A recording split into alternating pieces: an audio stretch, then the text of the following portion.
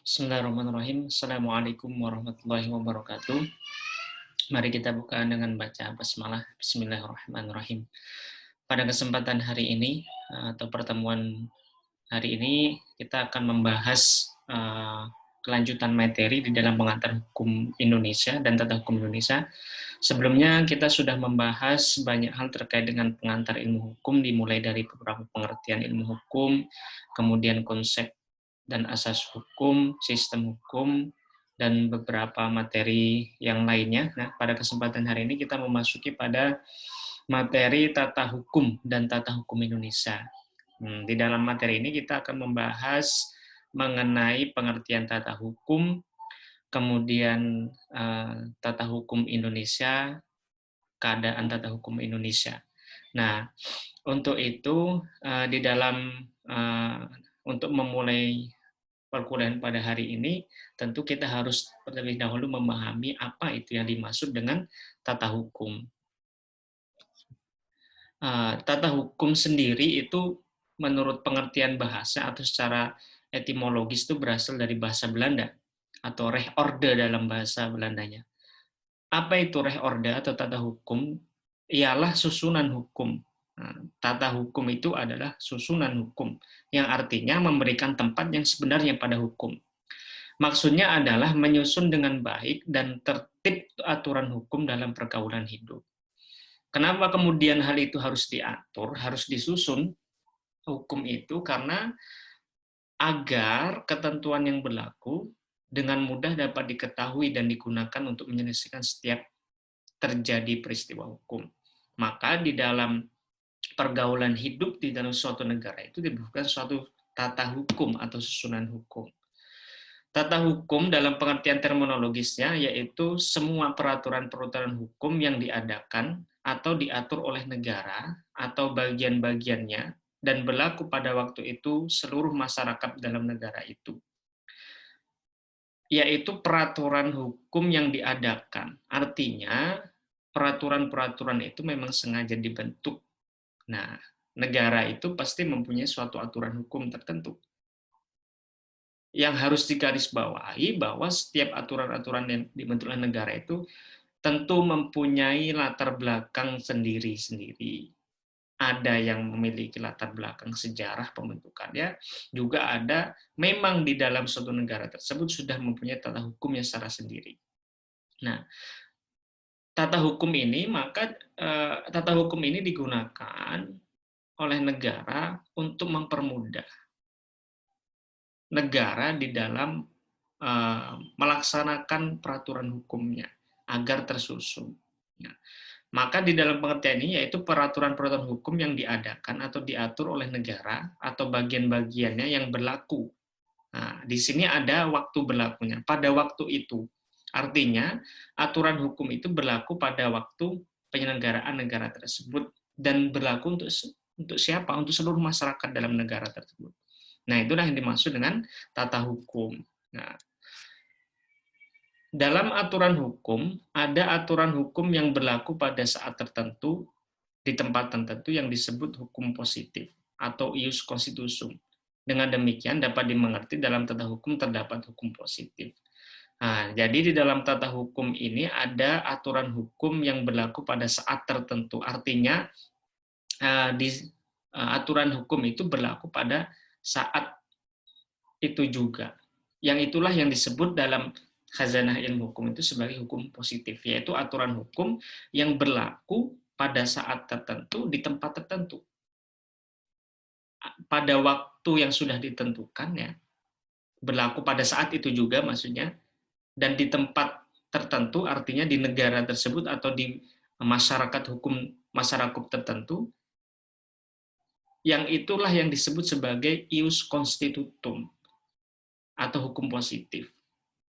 Hukum yang berlaku pada saat itu juga. Ada istilah lainnya di dalam pengertian atau lawan kata dari ius constitutum itu adalah ius constituendum atau hukum yang akan berlaku, masih akan berlaku.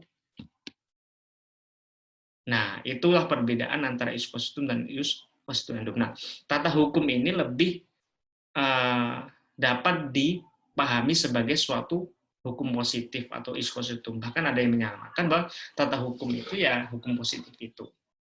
Nah, apa sih tujuan tata hukum itu? Tujuan tata hukum itu adalah untuk mempertahankan, memelihara, dan melaksanakan tata tertib di kalangan anggota-anggota masyarakat dalam negara itu dengan peraturan-peraturan yang diadakan oleh negara atau bagian-bagiannya. Jadi tujuan tata hukum itu mempertahankan tata tertib di kalangan anggota masyarakat.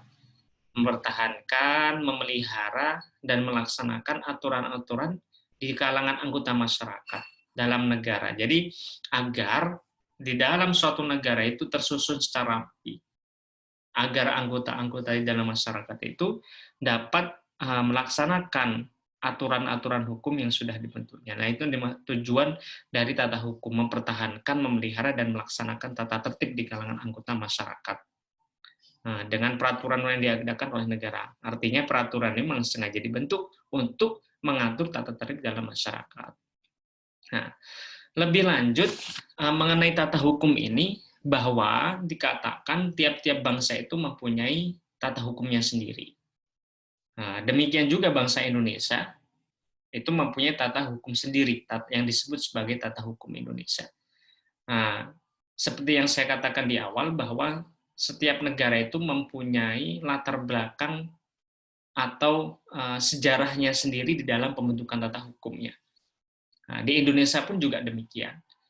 Dan tidak semua negara itu mempunyai kesamaan di dalam menentukan tata hukumnya.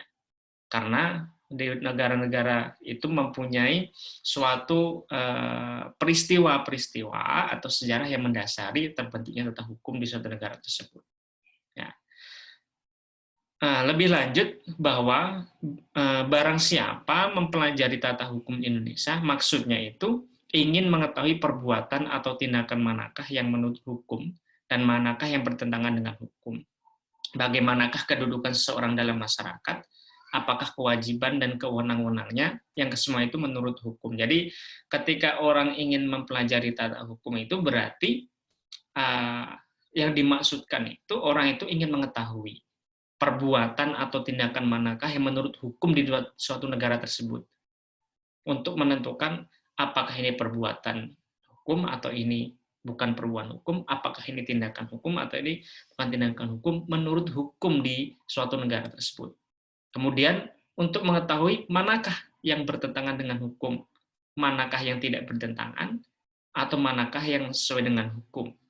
Nah, sesuai dengan hukum yang berlaku dalam negara tersebut. Kemudian bagaimanakah kedudukan seorang dalam masyarakat?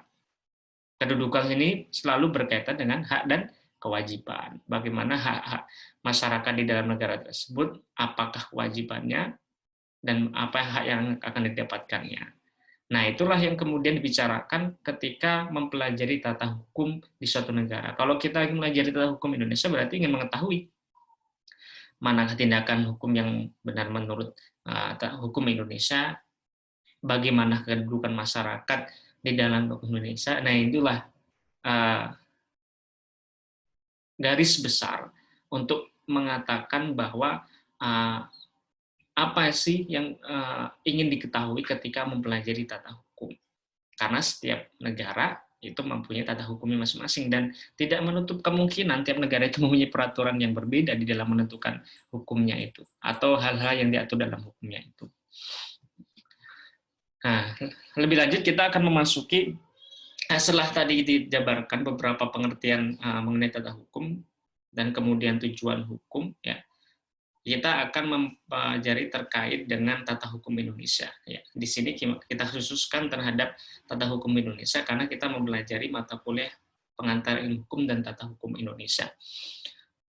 Memasuki pembahasan terkait tata hukum Indonesia itu tentu kita akan memasuki di dalam sejarah penentuan hukum di Indonesia itu sendiri. Barangkali kita sudah sering mendengar dan sudah sering juga sampaikan bagaimana hukum Indonesia itu juga terbentuk. Nah, di sini kita akan lebih memperdalami. Nah, tata hukum Indonesia itu ditetapkan oleh masyarakat hukum Indonesia. Ya, tentu hukum Indonesia ditentukan oleh masyarakat Indonesia itu sendiri. Ya, ditetapkan oleh negara Indonesia. Oleh karena itu adanya tata hukum Indonesia baru sejak lahirnya negara Indonesia. Nah, tata hukum Indonesia itu ada dikatakan di sini sejak lahirnya bangsa Indonesia. Lalu pertanyaannya kapan sebenarnya Indonesia itu lahir? Ya, tentu hal ini akan merujuk kembali kepada sejarah bahwa berdirinya bangsa Indonesia itu sebagai negara yang berdaulat tentu dimulai sejak diproklamasikan kemerdekaan Indonesia. Apakah sebelum diproklamasikan itu sudah terbentuk negara?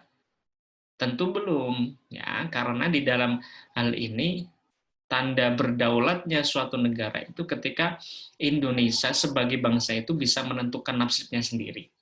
Karena sebelum proklamasi itu kan Indonesia masih di bawah naungan penjajahan Indonesia, di bawah naungan penjajahan Belanda, kemudian Jepang.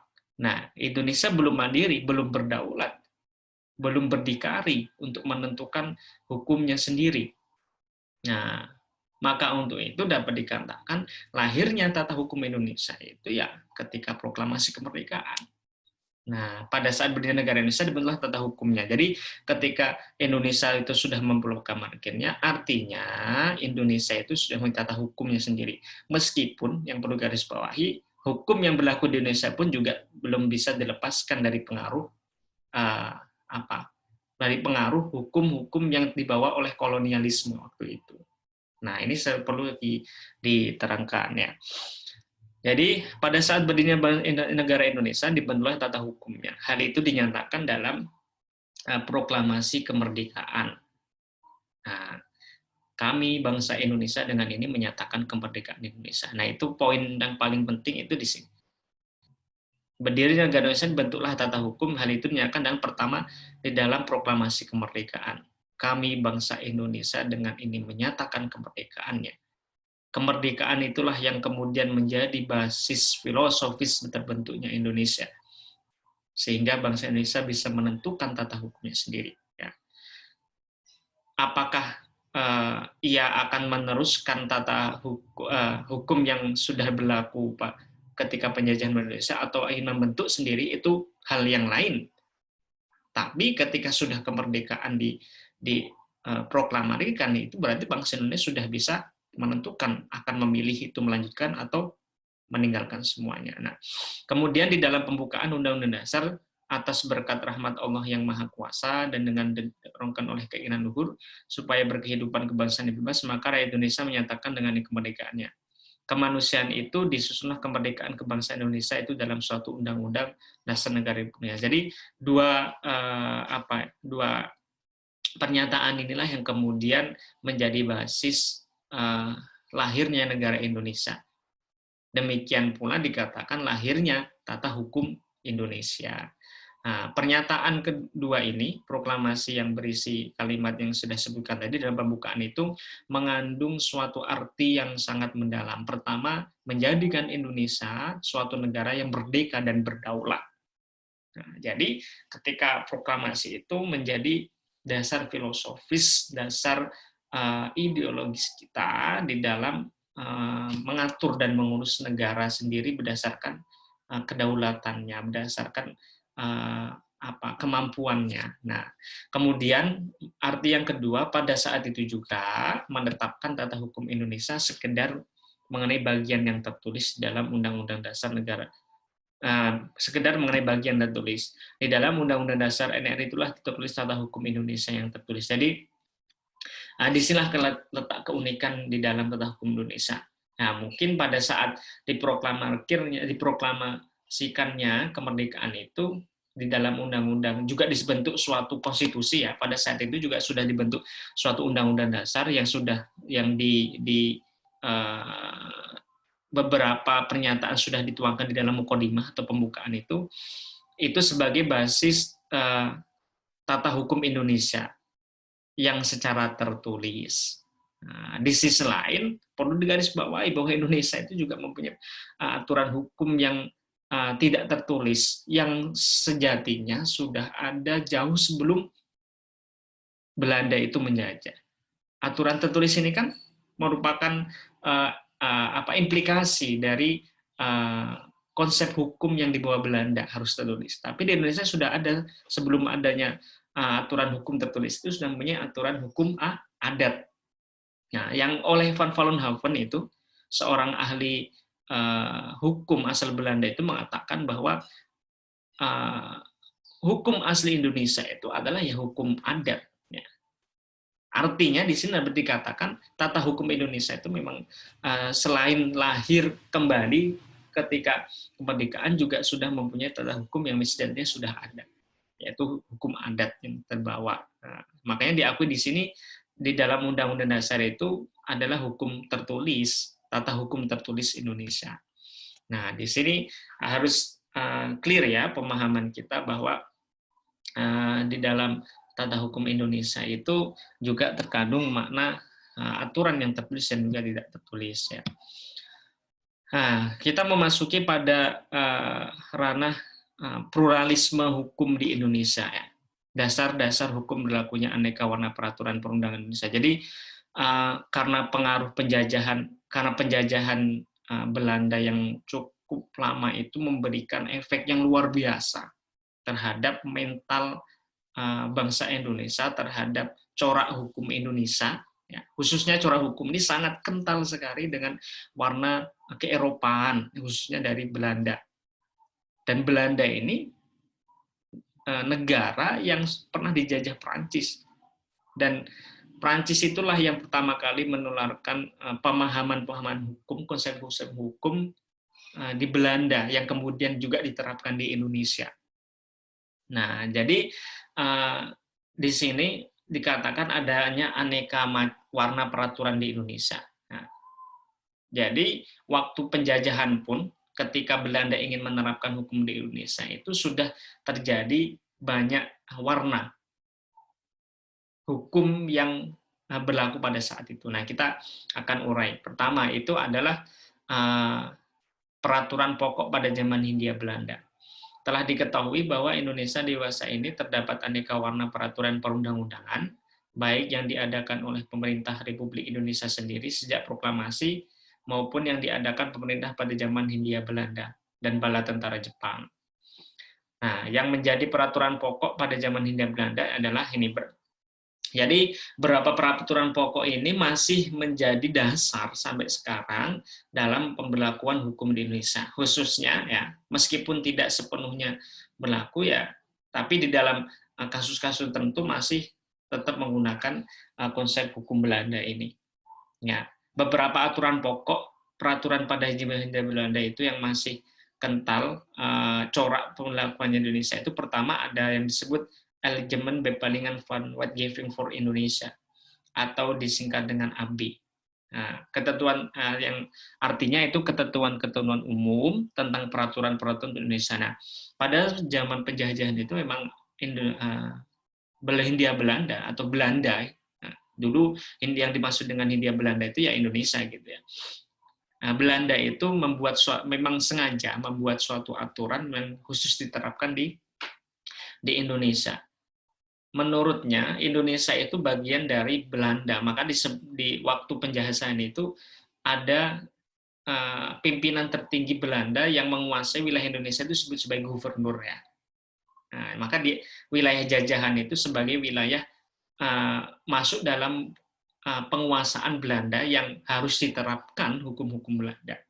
Maka Belanda mempunyai kepentingan untuk membuat suatu aturan. Nah, aturan yang pertama itu disebut Algemeen Bepalingen ini, van Wetgeving voor Indonesia, atau ketentuan-ketentuan umum tentang peraturan-peraturan untuk Indonesia.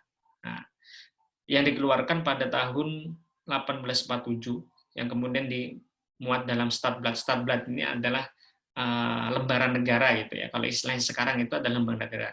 Lembaran negara itu sebagai bentuk pengesahan bahwa aturan ini sudah berlaku. Ketika suatu aturan sudah dituangkan dalam lembaran negara, maka itu memiliki kekuatan hukum untuk diberlakukan. Nah, pertama aturan pokok itu disebut sebagai AB atau Algemeen Bepalingen ini, ketentuan-ketentuan umum peraturan-peraturan untuk Indonesia. Yang kedua ada Regering Reglement ya, atau RR yang dikeluarkan pada 2 September 1854 yang termuat dalam Stadblad 54 Nah, selain itu juga ada Indienststadregeling atau disingkat dengan IS. Nah, atau yang dalam arti Indonesianya itu Peraturan Ketatanegaraan Indonesia yang ditetapkan pada tanggal 29 Juni 1925. Dalam hal ini dapat dikatakan bahwa Indienststadregeling ini sebagai pengganti dari Peraturan Reglement, ya. Indienststadregeling ini merupakan perubahan dari peraturan sebelumnya, yaitu RR atau Regering yang termuat dalam Stadblad 1925/1415 yang mulai berlaku pada 1 Januari 1926. Nah, RR dan IS ini adalah peraturan-peraturan pokok yang dapat dikatakan merupakan Undang-Undang Dasar Hindia Belanda dan merupakan sumber peraturan organik pada masa itu. Jadi, Reglement dan Indienststadregeling ini merupakan peraturan pokok atau undang-undang dasarnya pada Hindia Belanda. Ya. Nah, sekali lagi saya tegaskan bahwa Hindia Belanda itu adalah nama Indonesia waktu penjajahan, karena menurut Belanda, Indonesia itu adalah kekuasaan Belanda dan diberikan namanya Hindia Belanda sebagai wilayah bagian dari Belanda yang dipimpin oleh seorang gubernur. Ya. Dan Regering yang kemudian diubah menjadi Indienststadregeling ini adalah peraturan pokok atau undang-undang dasar yang diterapkan di Hindia Belanda yang digunakan sebagai sumber peraturan organik pada masa itu. Nah, selain peraturan-peraturan tadi yang dibuat oleh Hindia Belanda yang diberlakukan di Indonesia, ada peraturan pokok lain, yaitu pada masa penjajahan Jepang. Tentu kita sudah mengetahui ya dalam pelajaran sejarah bahwa selain Belanda, maksud saya, Indonesia juga pernah dijajah oleh Jepang. Nah, tidak menutup kemungkinan atau sudah menjadi suatu kebiasaan ketika penjajah itu pasti akan menerapkan aturan hukumnya, akan membuat suatu aturan hukum untuk yang dijajahnya. Nah, maka pada saat itu juga Jepang, meskipun dapat dikatakan Jepang ini tidak banyak mengeluarkan aturan ya, khususnya yang mengenai pokok ya. Bahkan aturan pokok ada satu peraturan pokok yang dibuat Jepang itu juga isinya pun ingin memberlakukan kembali peraturan yang dulu pernah diberlakukan Hindia Belanda. Jadi peraturan pokok yang diatur Jepang ini satu-satunya itu yang merupakan pokok itu memberlakukan kembali, maksudnya mengakomodir kembali peraturan Hindia Belanda yang sudah dibentuk tadi seperti AB, kemudian juga IS yang pada intinya Hindia Belanda itu pemerintah Hindia Belanda itu sudah membentuk secara rinci, secara sempurna di dalam pengaturan hukum di Indonesia. Maka tujuan Jepang itu hanya ingin memperlakukan kembali di sini aturan pokoknya. Pertanyaannya lalu, apakah semua peraturan perundang-undangan baik yang diadakan pemerintah Republik Indonesia ya maupun yang diadakan oleh kedua pemerintahan jajahan masih berlaku lagi di Indonesia sekarang ini? Jadi inilah yang kemudian Indonesia itu mempunyai pluralitas hukum ya. Selain setelah kemerdekaan Indonesia juga membuat peraturan-peraturan hukum, tapi di sisi lain ada suatu istilahnya ketika peralihan dari jajahan dan kemudian kemerdekaan itu, Indonesia sebagai negara yang baru itu belum mampu untuk mengakomodir semua kepentingan untuk diadakan suatu aturan. Jadi pertanyaannya apakah masih berlaku? Nah, di sini dijawab di dalam Undang-Undang Dasar kita, pasal peralihannya. Untuk mengetahui peraturan perundang-undangan atau hukum apakah yang berlaku dalam suatu negara, kita harus melihat kepada Undang-Undang Dasar atau peraturan pokok dari negara tersebut. Ya, tentu kita harus kembali lagi melihat aturan pokok negara tersebut di mana, yaitu di konstitusi kita, Undang-Undang Dasar. Dikatakan di dalam pasal 2 aturan peralihan Undang-Undang Dasar kita mengatakan bahwa segala badan negara dan peraturan yang ada masih langsung berlaku selama belum diadakan yang baru menurut Undang-Undang Dasar ini. Jadi ketika aturan-aturan yang dibentuk Belanda tadi belum diubah, ya, belum diganti dengan yang baru, maka masih berlaku. Tujuannya untuk apa? Untuk menghindari kekosongan hukum atau vacuum of law. Nah, karena di dalam IS, di dalam ABA, ketentuan pokok itu, sudah memiliki aturan yang cukup rinci Belanda mengenai hukum perdata, hukum pidana, bahkan terkait hukum ketatanegaraan ini sudah diatur di situ. Maka dalam peralihan dari negara jajahan menjadi negara merdeka itu tentu Indonesia menetapkan suatu garis, tidak harus mengubah semuanya. Jadi secara perlahan. Maka dikunci melalui pasal peralihan ini.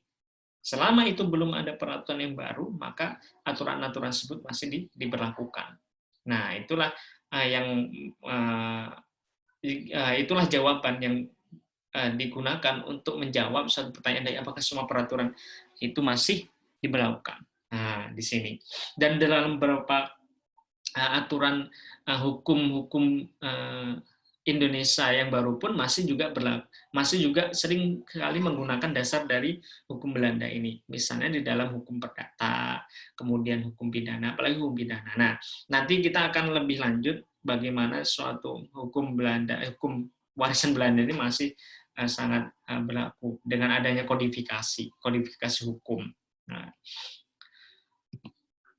sekarang kita akan memasuki di dalam keadaan tata hukum Indonesia.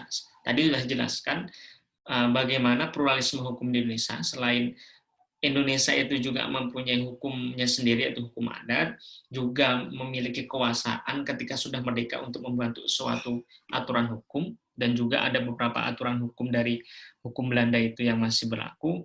Di sini kita akan melihat keadaan tata hukum Indonesia.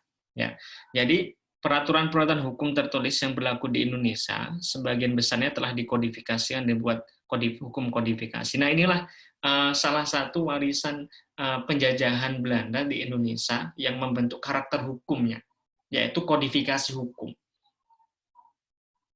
Karakter ini merupakan warisan dari negara jajahan. Padahal sebenarnya di Indonesia itu mempunyai hukum adat, hukum kebiasaan. Tapi karena Indonesia itu telah dijajah oleh negara Eropa yang memiliki notabene hukum yang harus kodifikasi, harus tertulis. Yang sudah dijelaskan sebelumnya ya, bahwa Belanda itu adalah negara jajahan Prancis, dan Prancis itu sangat mengakomodir hukum tertulis.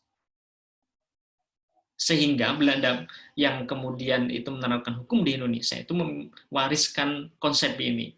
Ya. Sehingga dibentuk suatu kodifikasi hukum. Nah,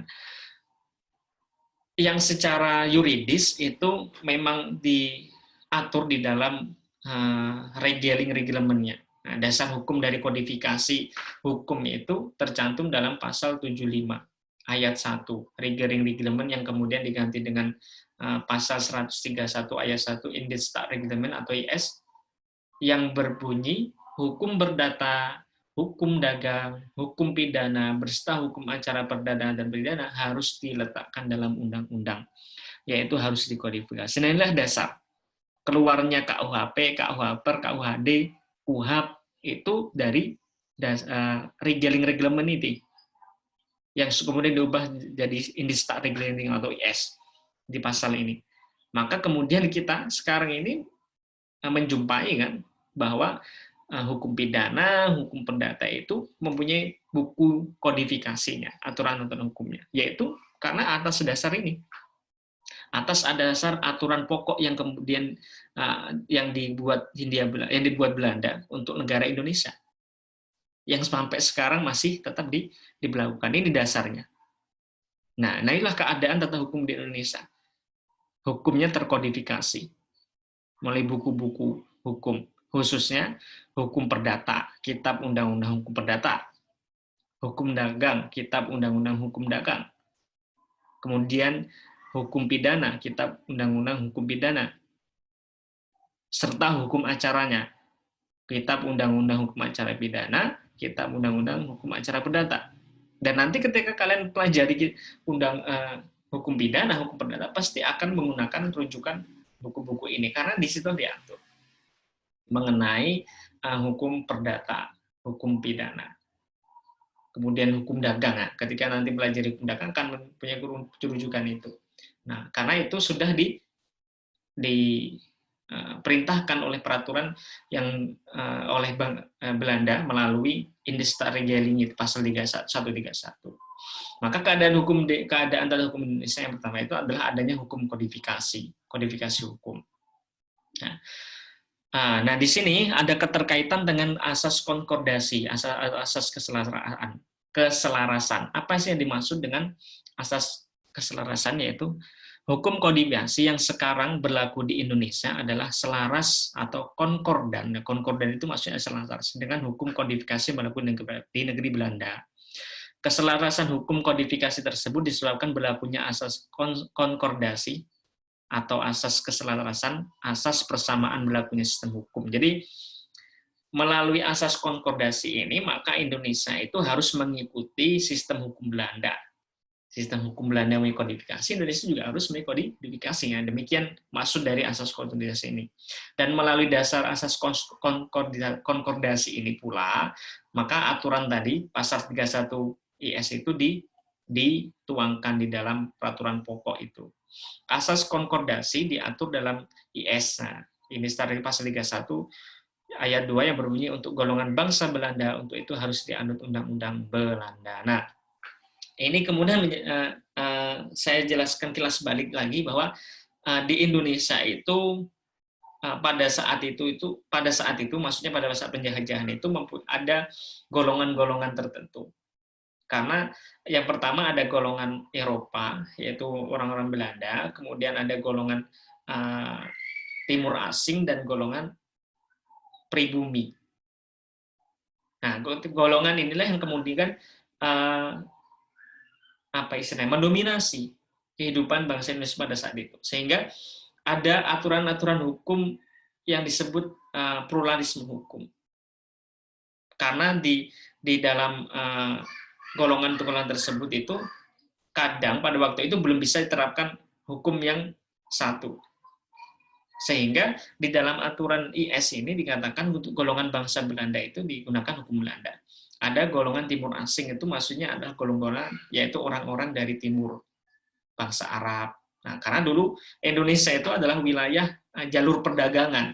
Jadi titik temu bertemunya para pedagang itu salah satunya di wilayah Indonesia itu, sehingga banyak orang-orang asing yang datang ke Indonesia.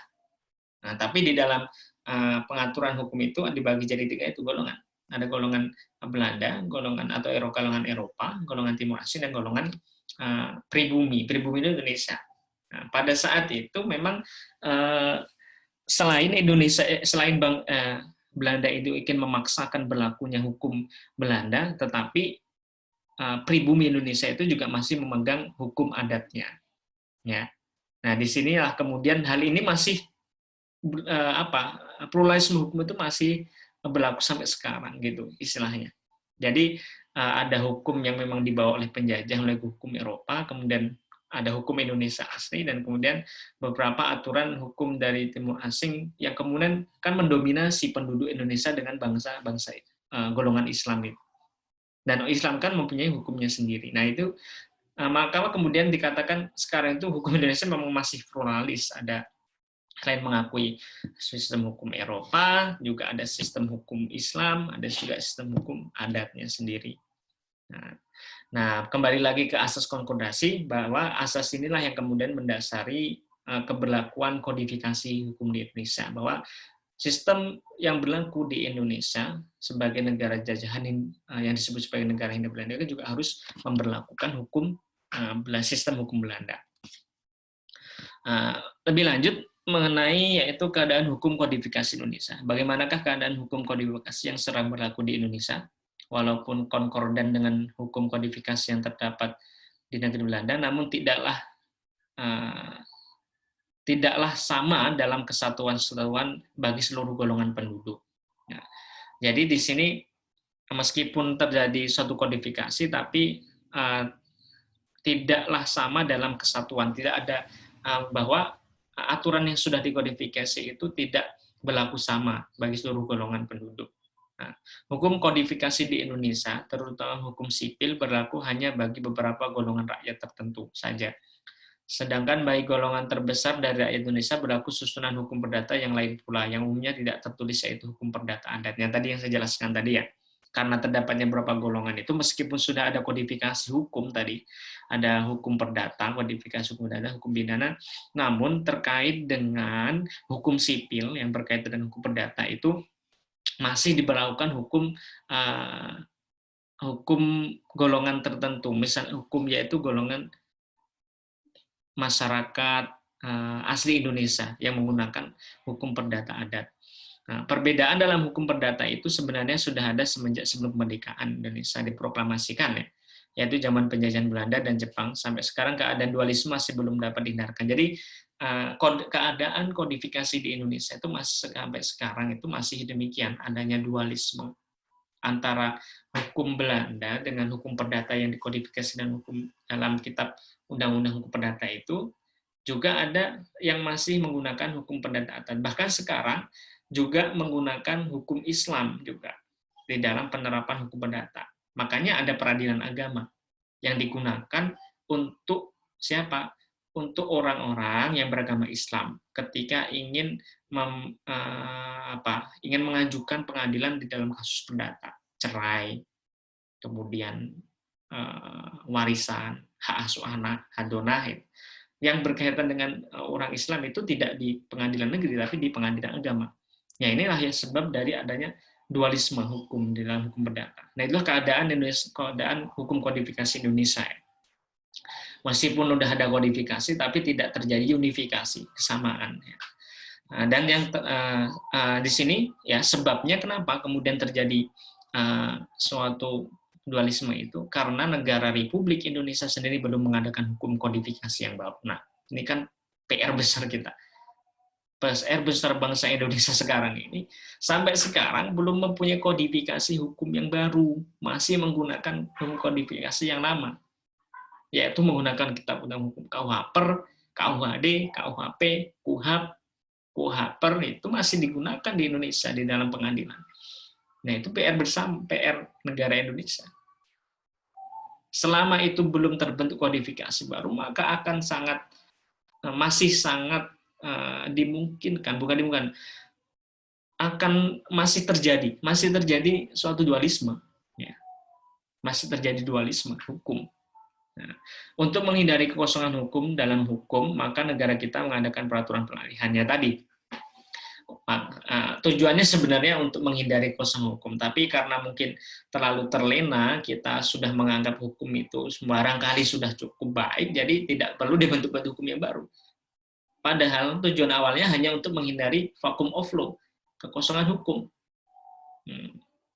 Karena kalau kita pikirkan kan sebenarnya Indonesia ini sudah sangat lama sekali, ya sekitar berapa ini usia yang berapa kemerdekaan kita, 71 atau 72. Kemerdekaan Indonesia harusnya sudah bisa untuk mengatur kodifikasi hukum kita sendiri, membuat hukumnya, Bang. Tapi nyatanya belum kesampaian sampai sekarang. Jadi mau tidak mau hukum yang ditetapkan Belanda itu masih diberlakukan di kita. Dan pasal 2 peraturan pelayanan ini masih tertancap rapi, masih terpasang rapi dalam Undang-Undang Dasar kita dan belum dicabut. Karena masih membutuhkan aturan hukum Belanda itu. Nah, peraturan tersebut menyatakan bahwa hukum kodifikasi yang lama atau hukum kodifikasi yang konkordan dengan hukum kodifikasi negara masih tetap berlaku. Ya. Yang terakhir yaitu kesatuan berlakunya hukum pidana. Ya, tadi di dalam hukum perdata itu terjadi dualisme ya, berbeda dengan aturan hukum pidana. Nah, kalau di perdata tadi masih ada dualisme hukum karena masing-masing ada golongan tadi, ada hukum perdata untuk bangsa Belanda, kemudian ada hukum perdata adat, dan kemudian ada hukum perdata Islam untuk golongan Islam tadi. Nah, berbeda dengan hukum Belanda itu sudah terjadi unifikasi, kesatuan. Maka dikatakan bahwa meskipun itu yang melanggar hukum itu adalah orang Islam, itu tidak melakukan hukum Islam, tidak. Tetap menggunakan kitab undang-undang hukum pidana dari. Nah, inilah uniknya. Ya. Di dalam hukum perdata memang tidak berlaku unifikasi, tapi di dalam hukum pidana itu berlaku unifikasi. Sehingga ya, KUHP di Indonesia yang dikodifikasi pada tahun 1918 merupakan satu-satunya hukum kodifikasi yang berlaku umum, yang berlaku menyeluruh untuk semua golongan penduduk di Indonesia. Tidak memandang golongan timur asing, golongan Eropa, kemudian golongan pribumi, semua diberlakukan KUHP. KUHP berlaku terhadap setiap orang dalam daerah Indonesia yang merupakan suatu perbuatan yang dapat dihukum atau tindakan pidana, atau yang disebut sebagai delik pidana. Kesatuan berlakunya atau unifikasi hukum pidana yang telah dikodifikasi mulai berlaku sejak 1 Januari 1918. Coba dibayangkan, dari tahun 1918 sampai 2020, ini berapa tahun kodifikasi hukum Belanda ini berlaku. Dan tadi memang pertanyaannya, Indonesia apakah belum mampu membuat? Seharusnya sudah. Tapi nyatanya sampai sekarang belum ada kodifikasi hukum. Khususnya pidana yang memang itu pidana khas dari sistem Indonesia itu sendiri. Nah, itulah beberapa keadaan tata hukum kita di Indonesia ya. Mudah-mudahan bisa dipahami apa itu yang dimaksud dengan tata hukum dan kemudian untuk menjelaskan keadaan tata hukum di Indonesia ya.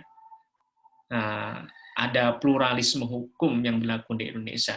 Maka jangan kaget, di Indonesia juga berlaku adanya hukum Islam juga bisa, ada hukum adat, juga ada hukum Eropa. Dan hukum Eropa itu lebih kepada suatu pemikiran hukum Belanda, dan Belanda itu bersumber dari hukum Prancis yang notabene mempunyai hukum yang tertulis.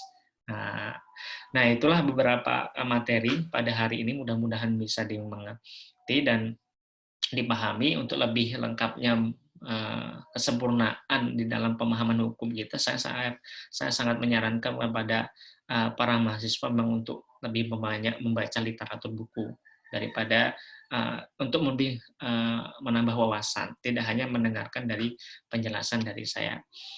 Cukup sekian pertemuan pada hari ini. Mari kita tutup dengan baca hamdalah. Alhamdulillah. Assalamualaikum warahmatullahi wabarakatuh.